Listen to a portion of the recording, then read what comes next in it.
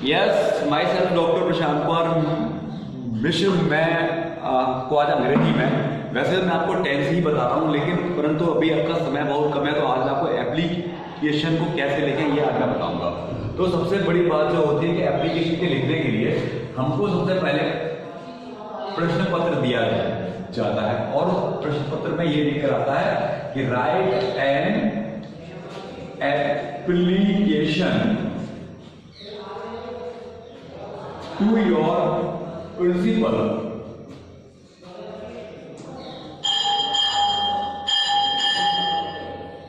for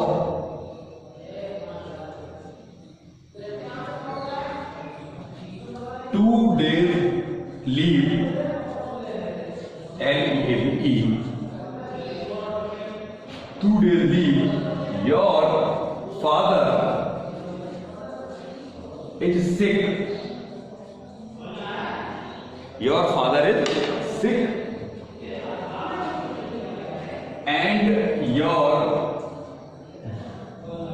mother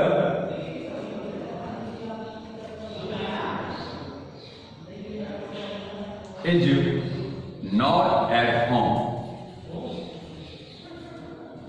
और last में प्रश्नवाचन, मतलब जब आपका प्रश्न पत्र आपको मिलता है तो वहां पर आपसे जो प्रार्थना पत्र के लिए जो चीजें जो सीखी जाती हैं, प्रार्थना पत्र पर जो चीज बताई जाती है, वह आपको सीखने के लिए सबसे बड़ी बात जो होती है कि आपका प्रार्थना पत्र हम कैसे लिखते हैं। तो प्रार्थना पत्र को कहने के लिए, लिखने के लिए हम सबसे पहले एक काम करते हैं कि हम यहाँ पर सबसे पहले हम लिखते हैं टू। ये मतलब होता है, टू का मतलब है को, हम कौन से व्यक्ति को प्रार्थना पत्र लिख करके दे रहे हैं, टू। तो हम यहाँ पे इसको दे रहे हैं लिख करके टू योर प्रिंसिपल, तो हम क्या करेंगे, टू और योर प्रिंसिपल की जगह हम करेंगे द प्रिंसिपल।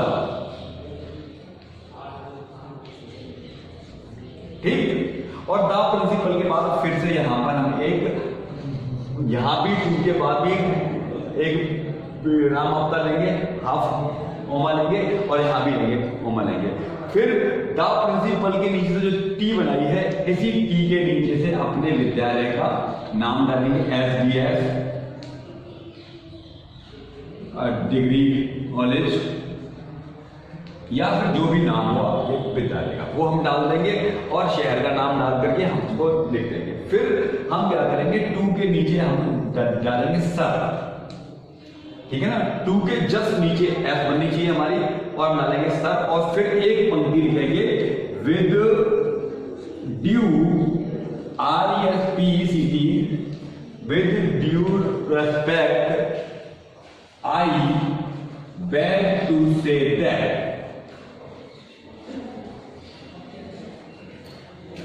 प्रत्येक, चाहे वो आप प्रधानाचार्य के लिए लिखें प्रार्थना पत्र, चाहे आप अपने शहर के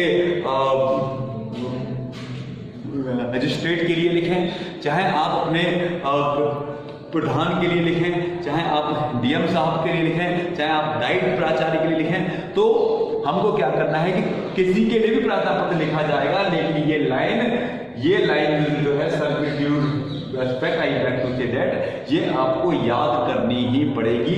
ये लाइन हर प्रार्थना पत्र में लिखी जाएगी, चाहे वो आपका किसी भी काम के लिए दिए जाने वाला प्रार्थना पत्र हो। तो ठीक है, sir with due respect I beg to say that, ठीक है ना, यहां तक कह दिया। फिर आप क्या करेंगे, वो जो बात है, जिस बात के लिए आप प्रार्थना पत्र लिख रहे हैं, फिर उस बात का जिक्र करेंगे। अब बात क्या है कि आपको 2 दिन की प्रार्थना चाहिए कि बात क्या है कि sir with due respect I beg to say, sir मैं आपको पूरे सम्मान के साथ मैं आपको बताना चाहता हूं विनम्रता से, क्या, say that my father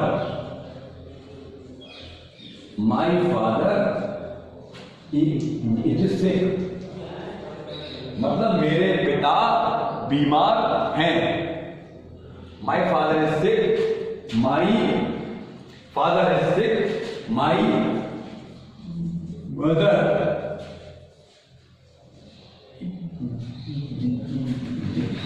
not at home, जो my mother is not at home, कि मेरे पिताजी बीमार हैं और मेरी माँ होम पर यानी कि घर पर नहीं है। ठीक है, ये बात आपने कह दी क्योंकि यही बात के लिए आपका उत्तर देना है। ठीक है, आपने लिख दिया माई mother is not at home. फिर मदर लिखने के बाद ये आपका ये भी वाक्य आपका हो गया, संपूर्ण हो गया। फिर क्या करेंगे, फिर आपको एक चीज याद करनी है। फिर वो चीज क्या है, सो मेरे पिताजी बीमार हैं, मेरी माँ घर पर नहीं है, सो इसलिए प्लीज LEAVE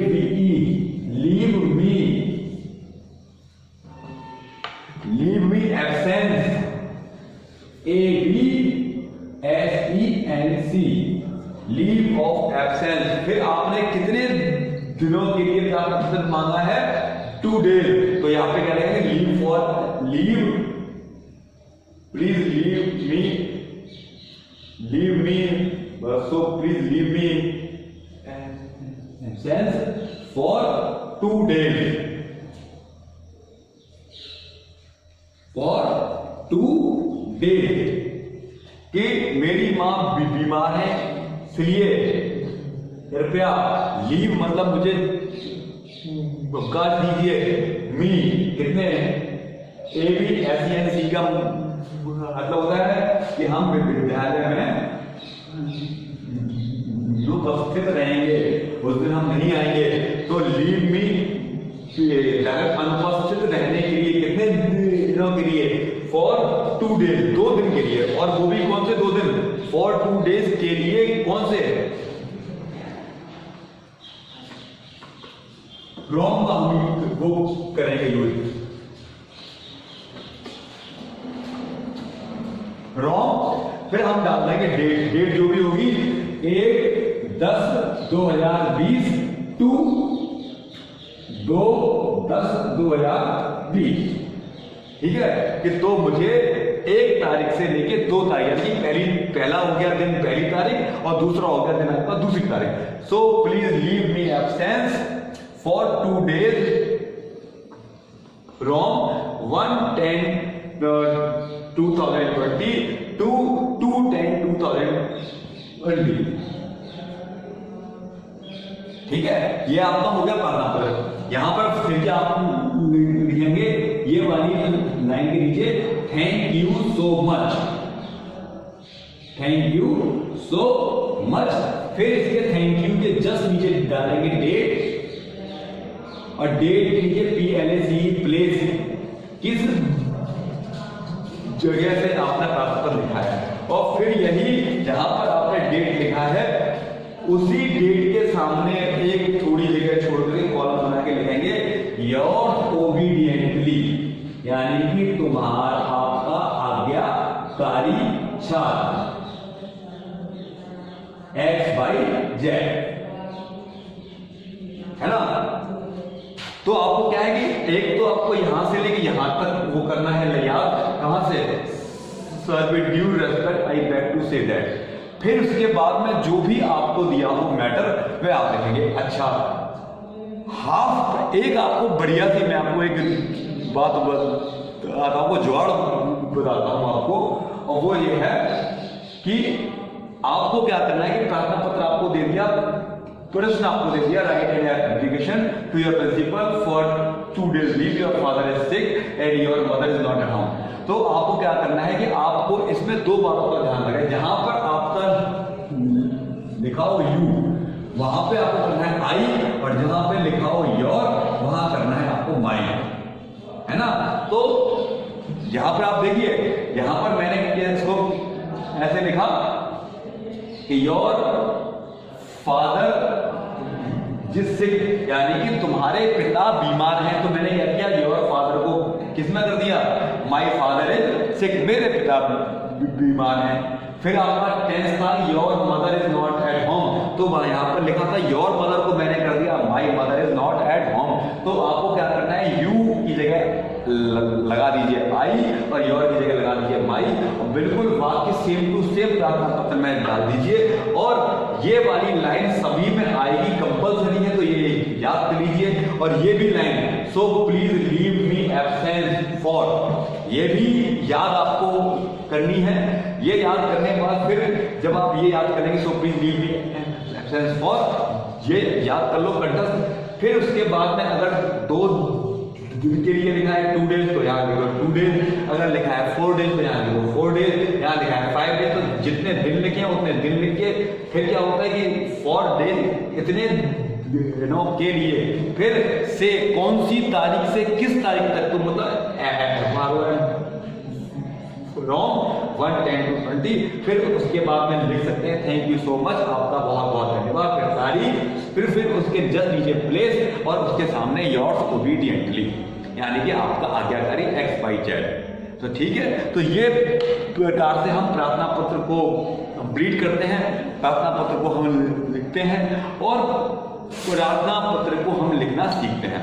और एक चीज और मैं आपको बता दूं प्रार्थना पत्र के लिए, कि जब आप विद्यालय में अपना प्रार्थना पत्र देंगे, वास्तव में जब आपके पिता बीमार होंगे, जो प्रार्थना पत्र तब आप लिख करके देंगे, तब आप योर्स ओबीडियंटली के नीचे स्वयं का जो नाम होगा, अपना नाम, नंबर सब लिखेंगे। लेकिन अगर आप किसी जगह पर परीक्षा दे रहे हैं, परीक्षा में अगर एप्लीकेशन लिखने को आती है, तो फिर आपको XYZ ही डालना है, वहां पर अपना नाम लिख करके नहीं देना है। ये चीज आपको ध्यान रखनी है।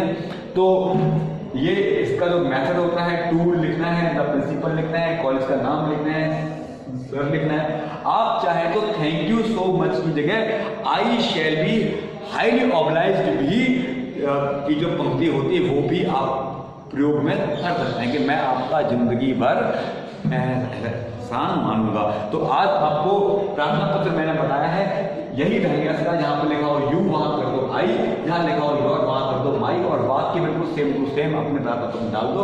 आपको पूरा मैटर कोई नहीं है, बस एक स्टाइल का काम है ये, इसको करके आप प्रार्थना पत्र को लिखना सीख सकते हैं। और ये आपकी परीक्षाओं में 2 मार्क्स का पूछा ही जाता है। तो सभी बच्चे इसको सीख लें और सीख करके इसको जान लें। बहुत बहुत धन्यवाद आपका। नेक्स्ट मैं आपको टेंस बताऊंगा और बहुत ही फास्ट बताऊंगा।